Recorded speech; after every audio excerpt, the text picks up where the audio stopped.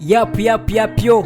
Kama kawa Projazz 257 kwenye mic za Buja Press TV tuwazani amakuru acukumbuwe neza atohojwe neza muri industry ya Buja Flavor. Kana subscribe kuri channel yacu ubuwambe mukuranga ayo makuru. Ayo makuru nawe sayandi na makuru y'umuririmbi Satubi Satura Mabafe n'amabuye hamwe n'umunyabisakuru Andri Promoter, aho bivuga yuko ho bari imigendanire minini cyane ikomeye gose kuri hagati ya Satubi na Andri Promoter, kuko ni Andri Promoter umunyarusaku yabaye uwa mbere gupostinga ipicha y'indirimbo Izina.